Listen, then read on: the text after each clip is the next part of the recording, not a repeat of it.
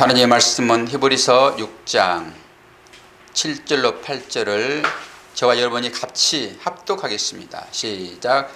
땅이 그 위에 자주 내리는 비를 흡수하여 밭가는 자들이 쓰기에 합당한 채소를 내면 하나님께 복을 받고, 만일 가시와 엉겅퀴를 내면 버림을 당하고 저주함에 가까워 그 마지막은 불사름이 되리라. 아멘. 자, 오늘은 두 종류의 신앙 고백자들, 계속 지금 말씀이 좀 제목이 무겁지요. 그러나 이건 잠시 주어지는 경고의 메시지 정도예요. 바로 뒤에 보게 되면은 더 좋은 것, 그 구원에 속한 것이 있음을 확신한다라고 얘기를 해주고 있잖아요. 그럼에도 불구하고 우리가 이 중간 이 말씀을 엄중한 말씀으로 우리가 이제 받아들여야 되는데, 이 말씀을 우리가 받으면서도 별로 감각이 없다, 그러면 여러분 문제입니다. 이 말씀은 그 당시에 히브리인들에게 주어졌지만은 이게 현재 우리에게 주시는 말씀이거든요. 그러지 않고 옛날에 주어진 말씀이고 지금 나하고는 관계없는 말씀이다 그러면은 여러분 예배를 드리지 않는 거예요. 의미가 전혀 없습니다. 오늘 현상적으로 실제적으로 이 말씀이 지금 나에게 주어지고 있다라고 생각을 하셔야 돼요. 그러면은 이 말씀을 들을 때 사실 좀 겁이 덜컥덜컥 나고 자신의 삶을 한번 돌아보는 계기가 되거든요. 사실 그래야 돼요. 그러니까 저도 전하는 자이지만 저에게도 해당되는 말씀이라서 저도 한번 자신을 돌아보게 되고, 또 여러분의 삶도 제가 한번 돌아보게 되고 그러잖아요. 그러니까 같은 그런 연장선에서 여러분이 이 말씀을 좀 엄중하게 좀 보셔야 돼요. 이 제목 자체가 지금 두 종류의 신앙 고백자들인 것이잖아요. 그러니까 하나는 좋고 하나는 나쁘고 이런 거니까 우리는 좋은 측면에 있다라고 확신을 갖고 있지만은 이 말씀을 비춰서 나의 삶을 보게 되면은 내가 거기에 혹시 있지 않는가라고 하는 이 말씀이 우리한테 사실 좀 위협적으로 느껴진단 말이에요. 그래야지 우리가 삶을 새롭게 나아가지요. 그러지 않고 이 말씀이 전혀 다르게 느껴지면 안 되죠. 그래서 굳이 제가 앞으로 오시라고 하는 것은 아담이 죄를 짓고 나무 뒤를 숨어버리잖아요. 아담이 죄를 지었으면은 그 죄가 두통나서 누군가의 희생을 통해 가지고 그 죄 문제를 해결해야 되거든요. 그러면 현실로 당겨서 우리의 삶을 보면은 우리가 사실 많은 죄 가운데 살고 있잖아요. 그러면 이 죄 문제를 해결해야지만이 이 하나님 나라의 백성으로 올바른 삶을 살 수 있거든요. 그러면은 말씀은 곧 주님이시잖아요. 그러니까 주님 앞에 나를 내보여야 돼요. 그것이 우리는 이 예배 태도라고 보거든요. 그러니까 말씀이 목사를 통해서 전해질 때는 이 말씀이 곧 주님이다라고 여러분 생각하셔야 돼요. 그리고 이 말씀 앞에 자신을 비춰야 한다고요. 그래야지 옳고 그름이 분별되지요. 그러지 않고 여러분이 이 말씀 앞에 자신을 내놓지 않고 숨어버리게 되면은 이거는 우리가 이제 두 종류의 신앙 고백자들 중에 내가 어디에 속한 것인지를 그런 부분에서 볼 수 있단 말입니다. 그러니까 좀 엄중하죠. 자신을 조금 살펴볼 수 있어야 돼요. 첫 번째 사람이 나오는데, 첫 번째 사람은 하나님의 큰 구원이라고 계속 얘기를 하고 있잖아요. 그 큰 구원을 효과적으로 자신에게 적용한 사람이에요. 이런 사람을 거듭난 사람이다, 이렇게 얘기를 하지요. 그리고 두 번째 사람은 그 하나님의 큰 은혜를 사실 경험을 해요. 그리고 상당한 힘을 입어요. 그래서 믿음을 진보시킨단 말이에요. 믿음을 진보시켜서 다양한 방법으로 믿음의 형태가 나오지만은 거듭나지 못한 사람이에요. 두 번째 사람은. 그러니까 우리가 믿음의 생활을 하면서 헌금도 하고 여러 가지 봉사도 하고 다양한 방법으로 하나님을 찬양하지만은 그것이 우리의 본성에서 나온 것이냐? 그리고 그 본성은 곧 외적인 신앙의 형태란 말입니다. 내적 신앙 형태가 아니라 외적으로 신앙 고백하는 사람들, 그 사람들도 똑같이 내적으로 신앙 고백하는 사람이나 방불하게 신앙 형태는 나온단 말이에요. 그럼에도 불구하고 그 사람들을 외적인 신앙의 형태이고 그들은 거듭나지 않는 자다, 그러면서 그들을 다시 회개할 수 없다라고 해버리니까 이게 큰 문제잖아요 지금. 그리고 오늘 또 지금 7절 8절을 통해 가지고 두 가지 장면이 나오지요. 위에서 비가 내리는데 그 비를 잘 흡수하는 상태에서 어떤 밭은 합당한 채소를 내고 어떤 밭은 가시와 엉겅퀴를 냈다고요. 우리가 똑같이 말씀을 듣잖아요. 하늘에서 내리는 비라고 하는 것은 그 얘기예요. 지금 예배 시간에 말씀이 주어지는 것을 예를 들어서 얘기하고 있고, 여기 밭이라고 하는 것은 여러분의 심령의 상태예요. 주로 밭은 우리의 마음을 상징하고 있죠. 땅이 그러는 것이니까. 그 땅에 골고루 비가 내리잖아요. 그 비는 말씀인 것이고, 말씀이 똑같이 전해지는데 어떤 밭에서는 합당한 채소를 내고 어떤 밭에서는 가시와 엉겅퀴를 낸다고요. 그러면 가시와 엉겅퀴를 낸 자들은 결국 어떻게 해요? 마지막에 불살라버리겠다는 거잖아요. 그러니까 얼마나 이게 심중해요 지금. 그러면서 우리의 상태를 한번 점검해 보는 거예요. 우리는 구원받을 자로 예정되어 있지만은 우리의 삶의 정황을 보게 되면은 꼭 가시와 엉겅퀴를 내는 삶으로 드러나고 있잖아요. 그러면 어떻게 할 것이냐 이것을. 그러니까 제가 이런 부분을 깊이 있게 묵상을 해보는 거죠. 합당한 채소를 내야 되는데 이 합당한 채소는 지속적으로 내야 되는 거예요. 중간에 한 번이라도 채소를 내지 않으면 그 자체가 가시와 엉겅퀴니까.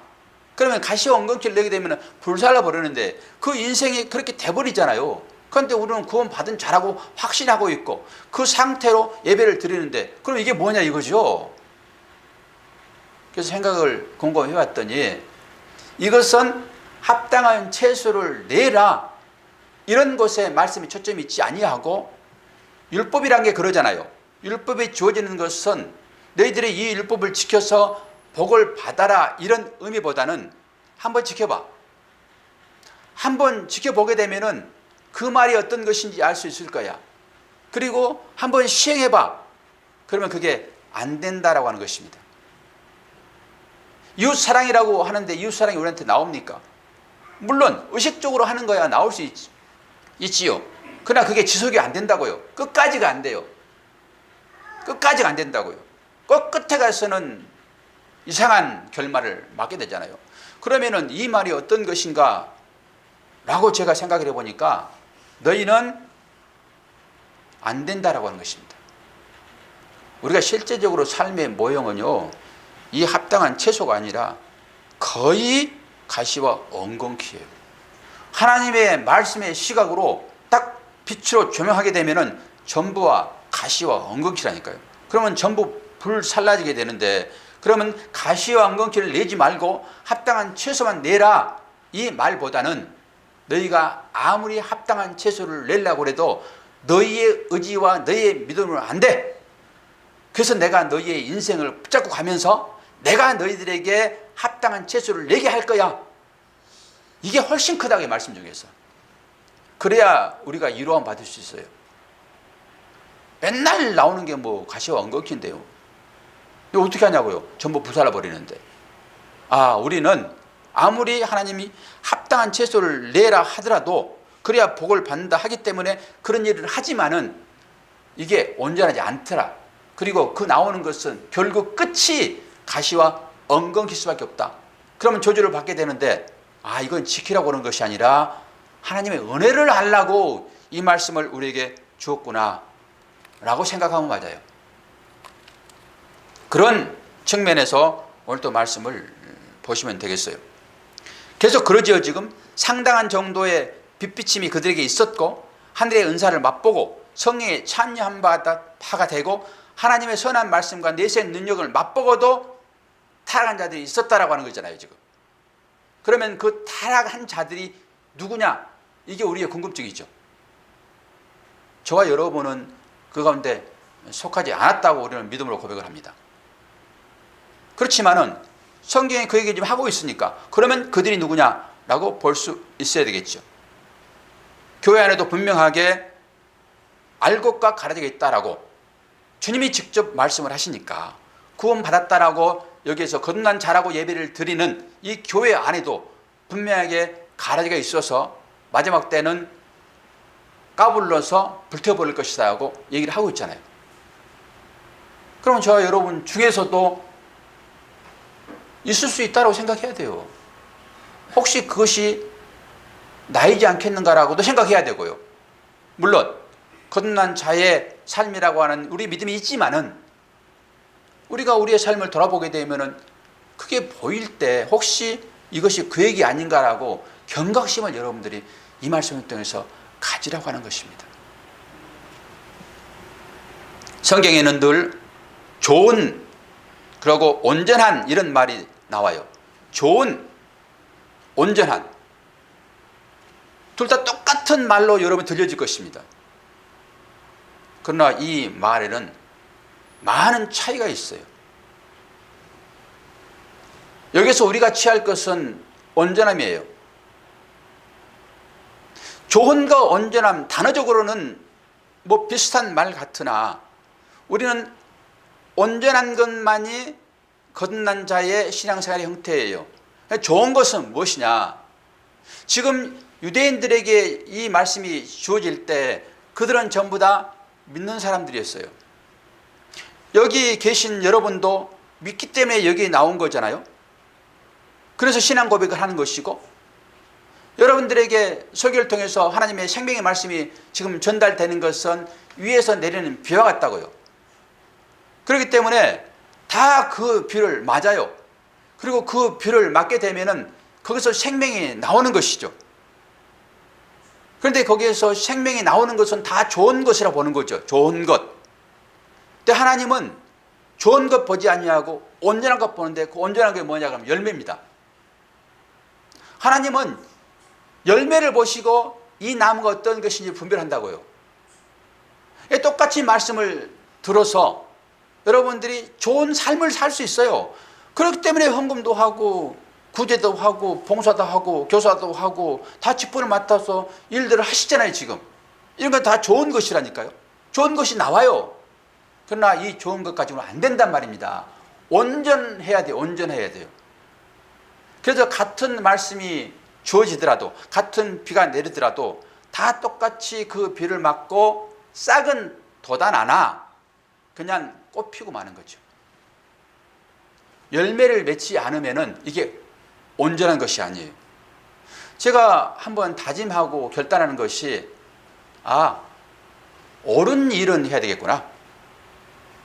좋은 것과 옳은 것을 다른 차원에서 구분을 해보게 되면은 좋은 것은 내 입장에서 생각하는 수많은 것들이라고 저는 봐요.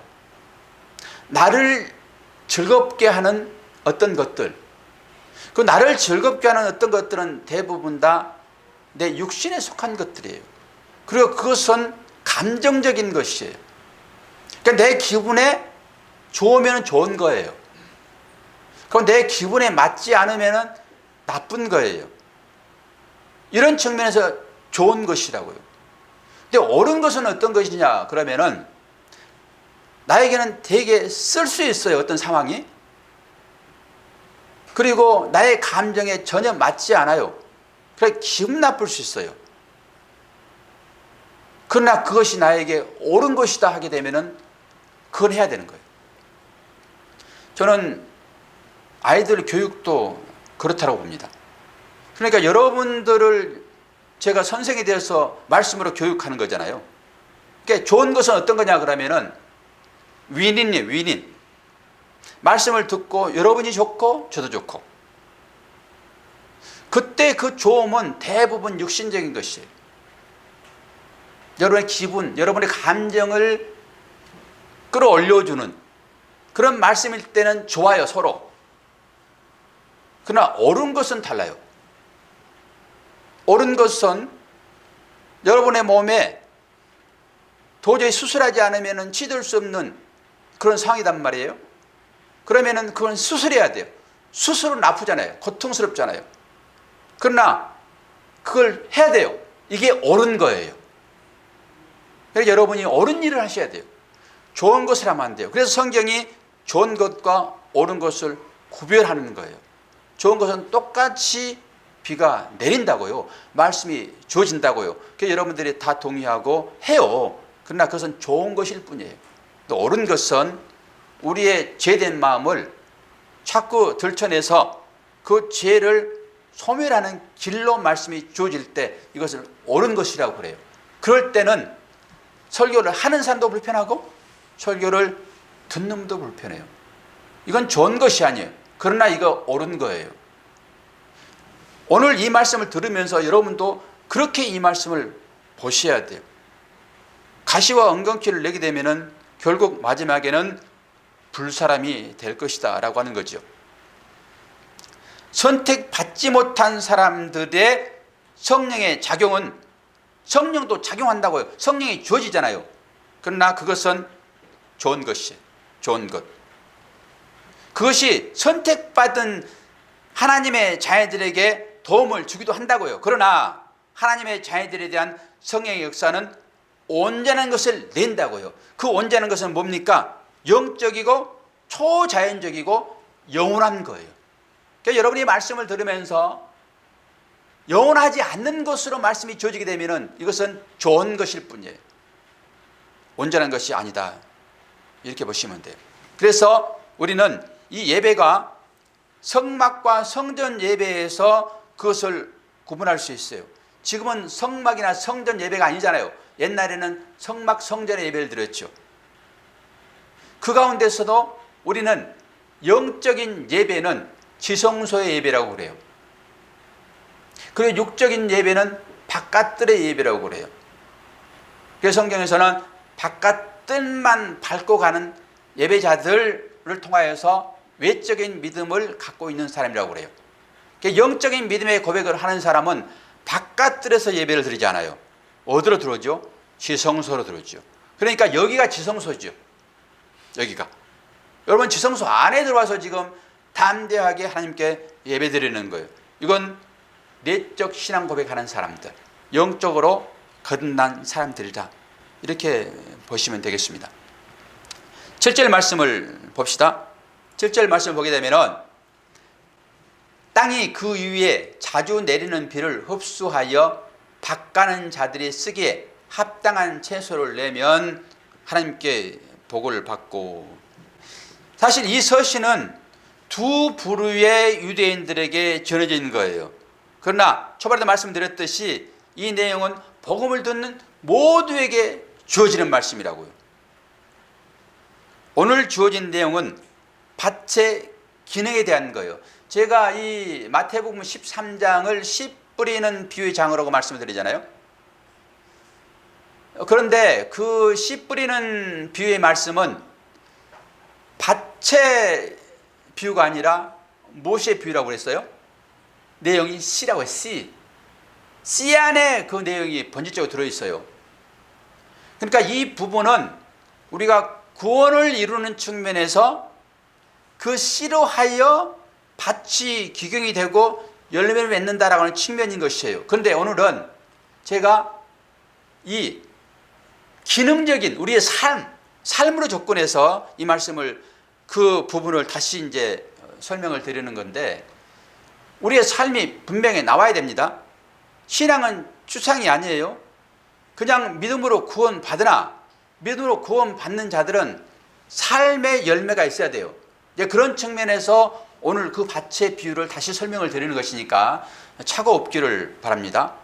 혹시 또 어떤 행위를 해야지만이 구원을 받지 않는가라고 여러분들이 이해할 수 있으나 그런 건 아니에요. 그러나 우리가 육을 입고 있는 이 삶이라고 하는 것은 하나님의 진리의 말씀이 어떻게 나타나요? 우리의 삶으로 나타난다. 삶으로. 그래서 삶은 본질적으로 믿음과 구별되잖아요. 같아요. 같아. 그런 측면에서 보시면 되겠습니다. 이게 밭의 기능이다라고 하는 거예요. 첫째 밭은 열매를 내는 밭이죠. 그것은 참으로 중생한 사람들의 모습이에요. 그래서 그들은 하나님의 말씀을 선하고 정직한 마음으로 하나님의 말씀을 받아요. 선하고 정직한 말씀으로. 둘째 밭은 열매를 내지 못하는 밭이에요. 이게 이제 문제인 것이죠. 그 밭은 사도가 정죄하고 있는 사람들의 모습이라고요. 히브리서 오늘 말씀이 열매를 내지 않는 그 밭은 가시와 엉겅퀴를 내는 밭인데 사도가 그걸 지금 정죄하고 있다고요. 사도는 히브리 그리스도인들에게 그러한 죄와 그러한 자들의 빠져들 운명에 처하지 않도록 이거 지금 경고하고 있는데 그들이 거기에 빠졌다 이런 거 아니에요. 이렇게 빠질 수 있다라고 지금 그렇게 유대주의로 다시 돌아갈 수 있다라고 보기 때문에 그걸 경고하는 측면에서 이 6가지의 어떤 그들의 삶의 형태를 계속 얘기하고 있고 채소를 내지 않으면은 또 가시원금치를 내면은 너희들이 곧 불사람을 당할 것이다 라고 하는 것이지 그들이 거기 빠져 있어서 하는 얘기는 아니다. 이렇게 보시면 되겠습니다. 땅이 그 위에 자주 내리는 비를 흡수하여 그들은 하나님의 포도원이 되었다라고 하는 성경 구절이 많이 나옵니다. 그러니까 이스라엘을 포도원에 비유를 하잖아요. 그리고 성도들을 포도원에 비유를 해요. 포도가 좋은 밭에 심겨 있는데 포도의 역할은 뭐죠? 열매를 맺는 거잖아요. 열매. 열매를 맺지 않으면은 그 포도 가지는 잘라질 거예요. 이제 그런 측면에서 우리 성도들의 삶을 지금 얘기를 하고 있죠. 그런데 그 포도라고 하는 것은 알알이 맺혀 있는 거잖아요. 수많은 포도 이것을 한 송이라고 하죠. 이게 교회 공동체를 얘기하고 있습니다. 포도 그 하나를 가지고 이걸 포도송이 그러지 않잖아요. 포도를 말할 때. 포도는 송이로 맺어 있을 때 이것을 포도 그렇게 얘기하죠. 물론 성분으로 따지면은 그 하나가 포도이겠으나 포도는 연골에 있어서 같이 뭉쳐 있을 때 이것을 탐스런 포도 이렇게 얘기해요. 그리고 공동체가 그런 거예요. 여러분이 하나 있어서는 이게 공동체로서의 모습은 아니에요. 그래서 포도를 등장시키는 것입니다. 성경은. 여러분들이 하나 온전히 맺어 있어서 하나로 이루어질 때 이것을 포도송이라고 그래요. 그래서 하나님은 그걸 받으시는 거예요. 하나를 받는 게 아니라 포도 전체를 받으신다고요. 이렇게 하나라도 이상하면은 그건 온전하지 않죠. 그래서 우리는 전부 다 그런 관점에서 말씀을 들으셔야 되고 공동체를 생각을 하셔야 돼요. 이제 오늘 주께서 이제 이렇게 말씀을 하시는데 이 말씀을 보면서 설명을 다시 한번 할게요. 예수께서 대답하시되 진실로 진실로 내게 이르노니 사람이 물과 성령으로 나지 아니하면 하나님 나라에 들어갈 수 없느니라 라고 했을 때 이 물이 말씀이에요.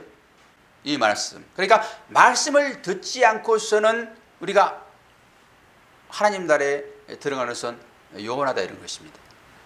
이 말씀을 잘 들어야 되겠죠. 또 한 말씀이 있어요. 야고보서 1장 18절. 그가 그 저물 중에 우리로 한 첫 열매가 되게 하시려고 자기의 뜻을 쫓아 진리의 말씀으로 우리를 낳으셨느니라. 주님이 첫 열매인 것이고 주님은 곧 말씀이시죠. 그 말씀이 곧 우리를 낳았다라고 하는 것이요. 그래서 우리가 하나님의 자녀가 되는 거예요. 오후 말씀도 이런 맥락에서 전해질 터인데요. 하나님의 자녀가 되지 않으면은 하나님의 나라의 상속권자가 안 돼요. 그런데 이 아들 되는 것은 뭘로만 가능하냐? 말씀으로만이 말씀. 그래서 이 아들을 이제 씨라고 얘기도 하죠. 하나님의 선택한 사람들은 그리스도 안에서 예전부터 생명의 연대로 묶여 있다고 보셔야 돼요. 이게 에베소서 말씀이에요. 창세 전에 구원되었다라고 하는 거예요. 이스라엘은 특별한 우기가 있는데 오늘 이제 비 얘기하니까 이스라엘 정왕을 통해서 얘기를 하시잖아요.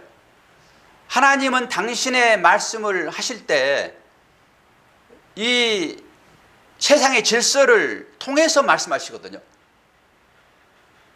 우리의 삶 가운데도 하나님이 말씀하실 때는 우리의 삶의 다양한 정황을 통해서 말씀하세요. 그렇지 않으면 알아들을 수가 없죠, 하나님의 말씀은. 그래서 비를 들어서 설명하는 거예요. 이스라엘은 비가 1년에 한 2번, 많이 내리지만 특별하게 2번 내리는데 10월과 3월에 내려요. 곡식이 연그를 때 한 번 내리고, 그리고 그걸 결실할 때 한 번 내린다고요. 그때는 요단의 강물이 엄청나게 불었다라고 성경은 얘기하고 있잖아요. 여호수아 3장 10절에 보니까 요단이 곡식 거두는 시기에는 항상 언덕에 물이 넘쳤다. 누가복음 1장 31절에 보니까 보라, 내가 수태하여 아들을 낳으라, 그 이름을 예수라 하라. 이 말씀은 뒤에서 이제 말씀을 드릴 터인데, 어떤 거예요? 곡식 거둘 때는 항상 위에서 비가 내렸다. 곡식 거둘 때는 끝이에요. 끝. 그렇게 종말을 상징적으로 좀 보시면 돼요. 그러니까 비가 많이 내렸다, 이런 것은 은혜의 말씀이 강력하게 지금 내리고 있다, 이렇게 보시면 돼요. 근데 여러분들이 말씀을 들을 때 그러한 관점의 말씀으로 여러분들 다가오게 되면은 여러분 종말을 준비하셔야 돼요. 종말의 때는, 결실의 때는, 하나님께서 받으실 만한 수확을 얻을 때는 말씀이 많이 내린다고요. 이스라엘에 비가 내리는 것이 바로 그런 영적인 의미가 있다고요. 그러니까 우리의 삶 가운데서도 여러분이 그 삶을 통해서 볼 수 있어야 돼요. 이번에 또 다뉴브 강에서 제2의 세월호 사건이 터졌잖아요. 여러분이 그걸 보시면서 뭘 생각을 합니까? 뭐 다양한 해석을 하지요. 뭐 엔진 고장을 일으켰나? 내지는 뭐 다양한 여러 가지 것들. 그러나 우리는 이런 일들을 보면서 영적으로 깨어 있어야 돼요. 물론 그 어려움을 당하는 유족들의 그 아픈 마음을 가지고 여러분 기도하시면서 하나님 위로해 달라고 분명하게 보이는 측면에서의 기도는 아픈 마음을 가지고 기도하셔야 돼요. 그러나 우리는 이 한 가지만 보지 아니하고 그 내면을 볼 수 있어야 되는 거예요. 저는 그래서 종말을 봤어요. 몇 초 만에 배가 뒤집혔는지 아세요? 예? 7초 만에 배가 뒤집혔어요. 7초 만에. 손 쓸 시간이 없었습니다. 설령 그러했다 하더라도 구명조끼를 입었다든지 하게 되면은 그래도 살 가능성이 많죠. 근데 그 배는 그런 것도 없었습니다. 그러면 우리의 인생이 내가 준비해서 내가 이 죽음을 피할 수 있는 그런 상황이 아니라, 이 결실의 계절은 말씀이 강하게 내리고 비가 많이 내리는 것처럼 순식간에 그렇게 된다고요. 순식간에. 그럼 여러분들은 살라고 하게 되면 뭘 준비해야 돼요? 구명조끼를 여러분들이 입고 계셔야 돼요. 나에게 그렇게 마지막이 찾아오지 않으리라고 여러분 어떻게 보장합니까? 물론 육신은 100살을 살 수 있지만은 실제 우리가 지금 보고 있는 이 본문이 지금 그 얘기를 하고 있다니까요. 지금 그 큰 배가 지금 밀고 오고 있다고요. 순식간에 뒤집어질 거예요. 지금. 그럼 여러분이 이 말씀을 그렇게 받아들여서 그 사이에서라도 구명조끼를 찾아서 여러분들이 입으셔야지 빠져 죽지 않지. 내가 거듭난 자라고 여러분 확신하고 구명조끼 입지 않으면 죽을 수 있다니까요. 이런 얘기를 여러분들이 이 말씀을 들으면서 느끼지 않으면은 저는 여러분들이 아직도 젖이나 먹는 어린 아이의 신앙인이든지, 안 그러면은 거듭나지 않는 외적으로 신앙생활을 하는, 성령에 참여한 바 되고 하늘의 빛빛을 보고 하나님의 은혜를 맛본 사람들이나 이것은 본성적으로 믿는 신앙의 형태인 사람들이다라고 할 수 있어요. 이 경각심이 이게. 오늘 지금 뭐라고 말씀하세요? 8절 봐요. 가시와 엉겅퀴를 내면 버림을 당하고 저주함에 가까워 그 마지막은 불사름이 되리라. 이 엄중한 말씀이잖아요. 그 말씀 뒤에 사도행전 28장 25절에서 28절 말씀을 제가 읽어드리면서 한번 보자고요. 서로 맞지 아니하여 흩어질 때에 바울이 한 말로 이뤄가되 성령이 선지자 이사야로 너희 조상들에게 말씀하신 것이 옳도다. 일러스되 이 백성에게 가서 말하기를 너희가 듣기는 들어도 도무지 깨닫지 못하며 보기는 보아도 도무지 알지 못하는도다. 이 백성들의 마음이 완악하여져서 그 귀로는 둔하게 듣고 그 눈은 감았으니 이는 눈으로 보고 귀로 듣고 마음으로 깨달아 돌아와 나의 고침을 받을까 함이라 하였으니 그런즉 하나님의 이 구원을 이방인에게로 보내실 줄을 알라. 저희는 또한 들으려 하시니라. 지금 뭐예요? 지금 말씀이 지금 마지막 때라고 계속 경고하고 있잖아요. 우리는 계시록을 배워서 그 경고가 뒤따르는 그 심판이 얼마나 큰지를 다 들었잖아요. 지금 그 결론이었잖아요. 그러면서 히브리서를 통해가지고 지금 중간에 다시 한번 경고 섞인 얘기를 한다고요. 이게 비가 내리는 거예요. 지금 목사 입을 통해서 이렇게 여러분들에게 경고하고 있다고요. 그럼에도 불구하고 마음이 완악해져 가지고 그 귀로는 둔하게 됐고 그 눈은 감아버리고 눈으로 보고 귀로 듣고 마음으로 깨달아 돌아오지 않는다라고 하는 거예요. 얼마나 우리가 하나님 말씀을 간절하게 찾고 있지 않으면은 그렇게 엄중한 말씀이 전해지는데도 전혀 그 말씀이 안 들으냐고요. 하나님 말씀과 관계없으면은 우리는 하나님을 위하여 본인은 헌신적으로 살았다 하더라도 결국 마지막에는 어떻게 된다고요? 불사르게 될 것입니다. 불사르게. 여러분 잘 아셔야 돼요. 가시와 엉겅퀴가 바로 그런 것들이잖아요. 저는 아침마다 하나님께서 독특한 사인을 주세요. 독특한 사인을. 이 간증을 좀 하나 하면서 말씀을 정리할 텐데요. 우리는 이제 거듭난 자라고 하는 측면에서 이 말씀을 듣고 있고, 여러분 그런 안심한 가운데서 말씀을 들으나 우리의 믿음의 행위는 분명하게 삶으로 나와야 돼요. 삶으로 나오지 않으면은 불사름을 당할 수 있다라는 경각심을 가져야 돼요. 오늘 제가 약할 때 강함이 되시는 그 말씀이 확 들어왔어요. 우리는 약할 때 강함이 된다 그러면은 어떤 생각을 주로 해요? 우리가 약한 자로 내려가게 되면은 하나님께서 그 삶을 축복하셔서 강한 자로 우리를 일으켜 세우실 것이다. 이렇게 대부분 생각하시잖아요. 오늘은 다른 관점이에요. 제 삶의 어떤 습관을 통해서 말씀을 드리면은 저는 아침에 4시 반에 일어나잖아요. 4시 반에 딱 일어나면은 제일 먼저 제가 하는 행동이 하나 있는데 그 허리 근육 강화 운동입니다. 그래서 내가 60까지 셉니다. 60까지.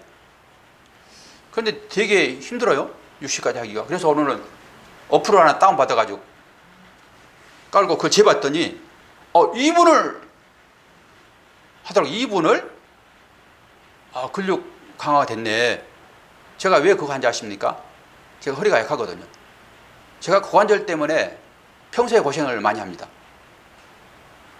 이 고관절로 허리가 아파와서 허리 근육을 강화시키라고 의사가 얘기를 해가지고 그 방법이 최고인 것 같아가지고 그걸 하다 보니까 근육이 늘어난 거예요. 이제 근육이 강화된 거죠. 이것 봐라. 그래가지고 이제 그거 끝나고 제가 이제 잇몸 일으키기를 합니다. 아침에 그거 하고 나서 잇몸 하게 되면 한 70개 하면은 그래도 뻐근해가지고 안 해요. 힘들어서. 근데 아침에 제가 몇 개 하는지 아십니까? 몇 개 깼어요? 보통 70, 80개 하거든요. 제 기록은 110개 기록했었어요. 옛날에. 오늘 몇 개 하는지 아십니까? 400개. 저는 이걸 기적이라고 봅니다. 제가 400개를 할 수 있는지 모르겠어요. 근데 왜 하나님께서 이걸 주시지? 왜 이걸 더 할 수도 있겠더라고요. 느낌에.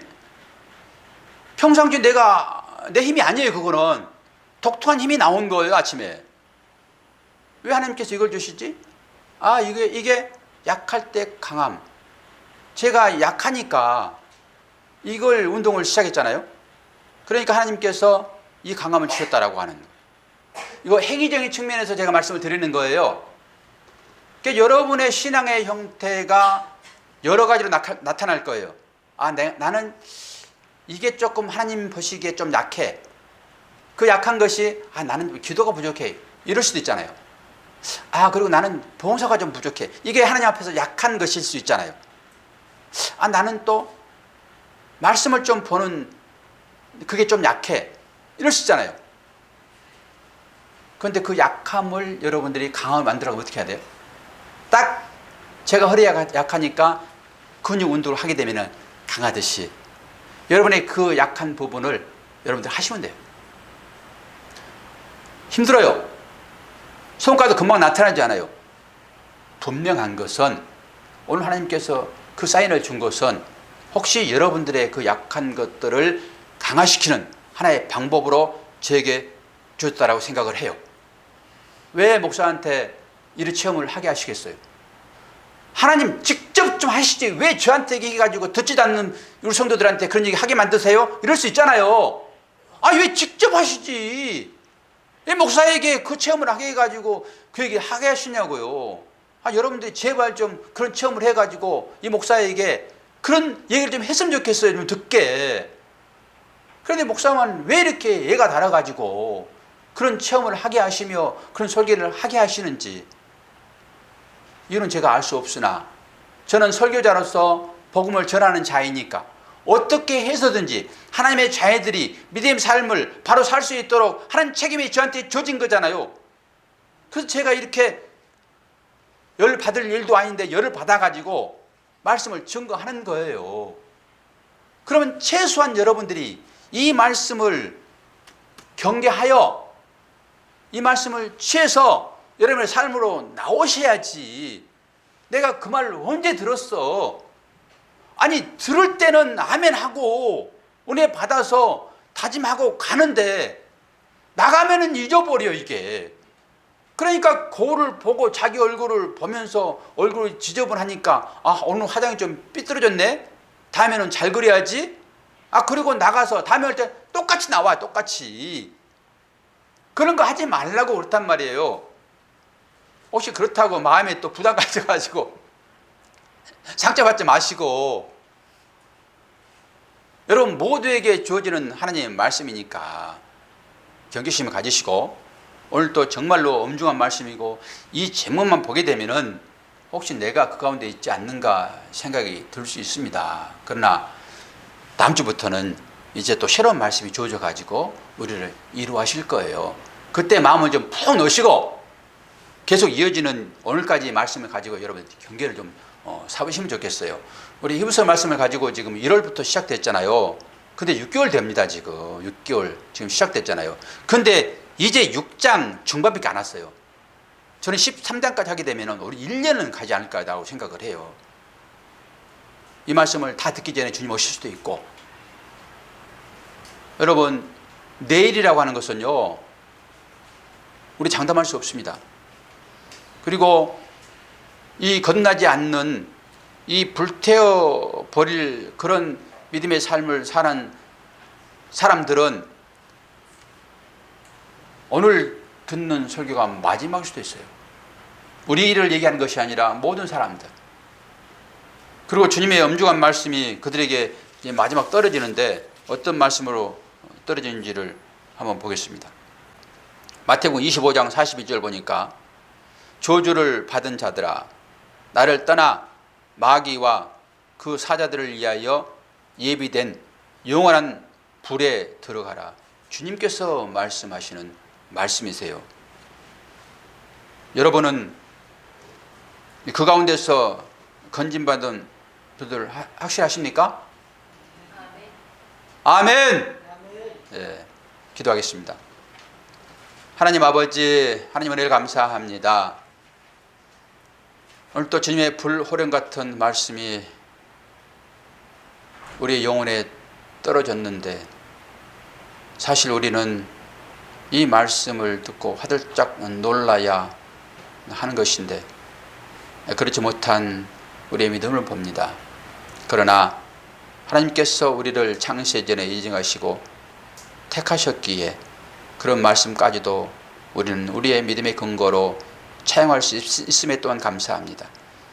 여기 모인 사랑하는 당신의 자녀들, 늘 말씀 안에서 주님의 거룩하신 그 뜻을 쫓아 생활할 때 진정한 샬롬이 나타날 수 있도록 축복하여 주시고 이 말씀을 거울 삼아 우리의 행위를 다시 한번 비춰볼 수 있도록 인도하여 주시옵소서. 예수 그리스도의 이름으로 기도하옵나이다. 아멘.